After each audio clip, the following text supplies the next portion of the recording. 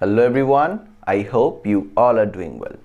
আমরা আমাদের ডেইলি কনভারসেশনে প্রায় সময় বলে থাকি তুমি কখনোই তাকে হারাতে পারবে না, সে কখনোই তোমাকে সাহায্য করতে পারবে না। এই ধরনের কথাগুলোকে আমরা ইংলিশে কিভাবে বলবো, আজকের ক্লাসে আমরা সেটাই শিখব।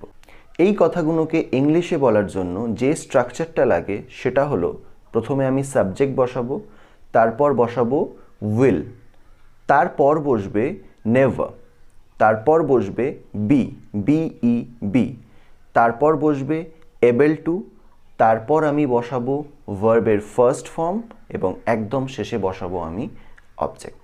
আশা করি স্ট্রাকচারটা তোমরা বুঝে গিয়েছো। এবার চলো কয়েকটা এক্সাম্পল দেখে নেওয়া যাক।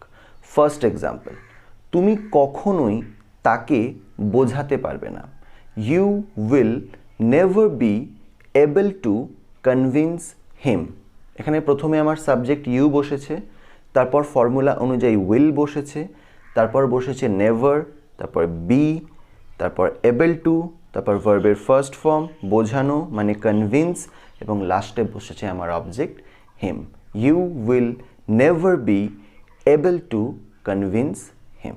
সেকেন্ড এক্সাম্পল, সে কখনোই তোমাকে বিয়ে করতে পারবে না। She will never be able to marry you. Third example, আমার ভাই কখনোই চাকরি পেতে পারবে না। My brother will never be able to get a job. Fourth example, Ramesh কখনোই ইংরাজি শিখতে পারবে না। Ramesh will never be able to learn English. Fifth example, সে কখনোই তোমাকে বিশ্বাস করতে পারবে না।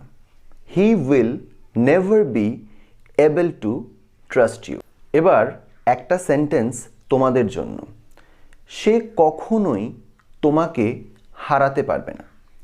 এই সেন্টেন্সটাকে এই ফর্মুলা অনুযায়ী ট্রান্সলেট করে আমাকে কমেন্ট সেকশনে লিখে জানি। আশা করি স্ট্রাকচারটা ক্লিয়ার হয়ে গিয়েছে। আজ তাহলে এতটাই। That's all today. টাটা।